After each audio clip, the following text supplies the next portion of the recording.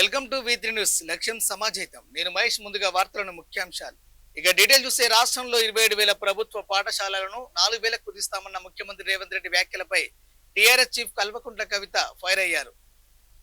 ఈ మేరకు ఆమె ఒక వీడియో సందేశం విడుదల చేశారు. 27,000 ప్రభుత్వ స్కూళ్లను మూసేసి 4,000 పాఠశాలలు మాత్రమే నడిపిస్తాను అంటున్న రేవంత్ రెడ్డి హిట్లర్ మాత్రమే కాదు, అంతకన్నా ఎక్కువని అన్నారు.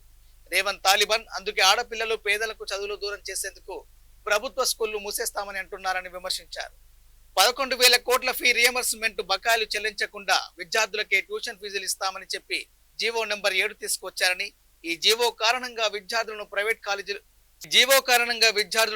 కాలేజీలు దోపిడీ చేసే ప్రమాదం ఉందన్నారు. వెంటనే జీవో నెంబర్ 7ను రద్దు చేసి ఫీజుల నియంత్రణ చట్టం అమల్లోకి తెచ్చి ప్రైవేట్ స్కూళ్ల దోపిడీకి అడ్డుకట్ట వేయాలని కవిత డిమాండ్ చేశారు. జై తెలంగాణ. తెలంగాణ ప్రజలందరికీ కూడా నమస్కారం. మన రాష్ట్రంలో ఉండేటటువంటి పేద మధ్యతరగతి ప్రజలకు విద్యనే ఖచ్చితంగా వారిని వారి పేదరికం నుంచి బయటపడేసి వారి జీవితాలని అత్యున్నతంగా తీర్చిదిద్దుకోవడానికి పనికొస్తుందని మనందరం కూడా మన పిల్లల్ని ఒత్తిడి పెట్టి ఏదో ఒక విధంగా మన పిల్లలు చదువుకోవాలని ప్రయత్నం చేస్తూ ఉంటాం. డబ్బులు ఉన్నా లేకపోయినా పెద్ద పెద్ద ప్రైవేట్ పాఠశాలల్లో మన పిల్లల్ని చేర్పిస్తాం. వాళ్ళు అడిగిన యూనివర్సిటీ ఇచ్చే ప్రయత్నం చేస్తాం. మనం ఇబ్బంది పడ్డా పిల్లలు బాగుండాలని చూస్తాం. ఇదంతా ఎందుకోసం చేస్తామంటే ఆస్తులు ఉన్నా లేకపోయినా చదువు ఉంటే చాలనే ప్రయత్నంతో మనందరం కూడా చేస్తాం. సగటు పేద మధ్యతరగతి వారందరికీ కూడా విద్యనే ఆస్తి. ఆ విషయం తెలిసి కూడా తెలంగాణ రాష్ట్ర ముఖ్యమంత్రి గారు 27,000 ఉన్నటువంటి పాఠశాలల్ని కంప్లీట్గా తగ్గించి కేవలం 4,000కి చేస్తా అని చెప్తా ఉన్నారు. ప్రభుత్వ పాఠశాల ఒక ఊరిలో ఉంటే పేదవారికి అట్లీస్ట్ 5వ తరగతి వరకు ఉచితంగా ఒక బాటలో ఆ పిల్లగాడు పోవడానికి పనికొస్తుంది, పిల్లగాడు పోవడానికి. కానీ ఈ ముఖ్యమంత్రి గారు ఏమాత్రం ఆలోచన లేకుండా 27,000 స్కూల్ అన్నింటినీ కూడా కుదించి 4,000 చేస్తామంటున్నారు. అంటే ఇప్పటి వరకు ఊర్లలోకి ప్రైమరీ పాఠశాలలు రాలేదు. ముఖ్యమంత్రి గారు తీసుకున్న ఈ నిర్ణయంతో ఇప్పుడు ప్రతి చిన్న ఊర్లో కూడా ప్రైవేట్ వాళ్ళు పాఠశాలలు 1 నుంచి 5వ తరగతి పెట్టే పరిస్థితి వస్తుంది. అన్నిటికన్నా ఎక్కువ ఏమవుతుందంటే ఆడపిల్లల చదువు మాత్రం విపరీతమైన దెబ్బ పడుతుంది. ముఖ్యమంత్రి గారు నేను హిట్లర్ అని చెప్పుకుంటున్నాడు. మీరు హిట్లరే, కానీ హిట్లర్ కన్నా ఎక్కువ మీరు తాలిబాన్. ఎందుకంటే తాలిబాన్లు కూడా కేవలం ఆడపిల్లల చదువు మీద రిస్ట్రిక్షన్స్ పెట్టి వాళ్ళు చదువుకోకుండా చేసారు. ముఖ్యమంత్రి గారే విద్యాశాఖ మంత్రి అయితే విద్యాశాఖ ఏదో వెలుగుతుంది అని చెప్పి అందరూ భావించారు. కానీ అడుగడుగున అబద్ధాలు. ఇప్పుడు మీరున్న 27,000 పాఠశాలల్ని 4,000 పాఠశాలలకు చేస్తే ఇప్పుడు ఉన్నటువంటి ఉపాధ్యాయులందరినీ ఏం చేస్తారు? మీరు ఈ 3 లక్షల పై చిలుకున్నటువంటి ఉపాధ్యాయులందరినీ కూడా తీసేస్తారా? 4,000 పాఠశాలలో అడ్జస్ట్ చేస్తారా? లేకపోతే వివిధ గవర్నమెంట్ డిపార్ట్మెంట్లకు పంపిస్తారా? మీ విధానం ఏందనేటటువంటిది క్లారిటీ లేకుండా పెద్ద పెద్ద అనౌన్స్మెంట్లు మీరు పక్క రాష్ట్రానికి పోయి చేయడం వల్ల మన రాష్ట్రం పరువు పోతుంది తప్పితే ఇంకొకటి జరగడం లేదు. ఇంకొక విషయం, విద్యాశాఖ అనేటటువంటిది సంపూర్ణంగా అస్తవ్యస్తంగా తయారైపోయింది. ఒక సర్కస్ నడిచినట్టు నడుపుతూ ఉన్నారు ముఖ్యమంత్రి గారు. కంప్లీట్గా ముఖ్యమంత్రి గారికి ఆ శాఖ మీద పట్టుకోల్పోయిందని చెప్పడానికి గురుకులాల్లో ఇప్పటికీ కూడా పిట్టల్లాగా రాలిపోతున్నటువంటి పిల్లలు, వారి ప్రాణాలే నిదర్శనం.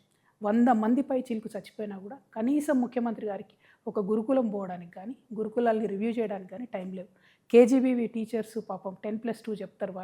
వాళ్ళు సమ్మె చేస్తే కనీసం వాళ్ళ సమ్మెకాలం జీతం ఇచ్చేయాలన్నటువంటి సంస్కారం కూడా లేకుండా ఈ ప్రభుత్వం వ్యవహరించడం అన్నది చాలా దారుణం.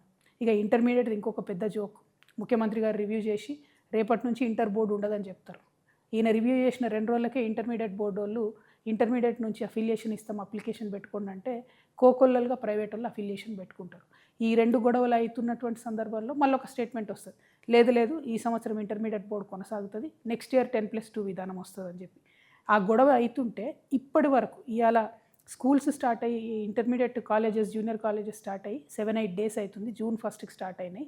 ఇప్పటి వరకు కూడా ప్రభుత్వ ఇంటర్మీడియట్ జూనియర్ కాలేజీలకు కూడా అఫిలియేషన్ ఇవ్వలేదు. అంటే అఫిలియేషన్ లేకుండా ఈ రాష్ట్రంలో ప్రైవేటు ప్రభుత్వ జూనియర్ కాలేజీలు ఫంక్షనింగ్ స్టార్ట్ చేసినాయి. అంటే ఇది ఏం వ్యవస్థ అసలు? ఎందుకోసం వచ్చింది ఇటువంటి వ్యవస్థ? ఇంత కన్ఫ్యూజన్ ఎందుకు? ఇక ఇంటర్మీడియట్లో ఒక రకమైన కన్ఫ్యూజన్ అయితే డిగ్రీలు ఇంకొక రకం కన్ఫ్యూజన్. డిగ్రీ సిలబస్ మానిటర్ చేయడానికి హైయర్ ఎడ్యుకేషన్ కౌన్సిల్ ఉంటుంది. ఆ హైయర్ ఎడ్యుకేషన్ కౌన్సిల్ ఏమో ఒక సిలబస్ రిలీజ్ చేస్తుంది. హైయర్ ఎడ్యుకేషన్ కమిషనరేట్ ప్రభుత్వం నుంచి వాళ్ళు ఇంకొక సిలబస్ రిలీజ్ చేస్తారు. ఏ సిలబస్ ఏందో తెలియదు. ఇప్పటి వరకు ఏ యూనివర్సిటీలో కూడా, అది జేఎన్టీయూ కావచ్చు, ఉస్మానియా కావచ్చు, పాలమూరు కావచ్చు, ఏ యూనివర్సిటీ కూడా ఇంతవరకు పాలక మండలి మీటింగ్ పెట్టుకొని సిలబస్ ఫైనల్ చేయలేదు. కానీ దోస్తు పోర్టల్ ఓపెన్ చేసిండ్రు, విద్యార్థులు రిజిస్టర్ అవుతున్నారు, డిగ్రీ కాలేజీలు కూడా తొందరలోనే చేరుతాయి. అంటే ఇప్పుడు సిలబస్ ఏం చెప్పాలన్నది కూడా అర్థం కాకుండా డిగ్రీ కాలేజీలు తెలుసుకున్నారు. ఇట్లా ప్రతి అంశంలో విద్యా వ్యవస్థలో A to Z కంప్లీట్గా ఒక రకమైన కన్ఫ్యూజన్, ఒక సర్కస్ నడిపినట్టు. అధికారులకు మిగతా వాళ్ళకు మధ్యలో వాళ్ళకు ఉన్న పంచాయతీలు, ముఖ్యమంత్రి గారికి లేనటువంటి చిత్తశుద్ధితోని ఈ కన్ఫ్యూజన్ అంతా జరుగుతున్నది. ఇవన్నీ ఒక ఎత్తు అయితే, ఫీజు రియంబర్స్మెంట్ 11,000 కోట్ల రూపాయలు పెండింగ్ ఉంటే ఒక్క దమ్మిడి కూడా ఇప్పటివరకు ముఖ్యమంత్రి గారు ఇవ్వలేదు. దాంతో ఏం జరుగుతున్నది? ప్రైవేటు డిగ్రీ వాళ్ళు స్కూల్స్ మూసేసుకుంటున్నారు, కాలేజీలు మూసుకుంటున్నారు.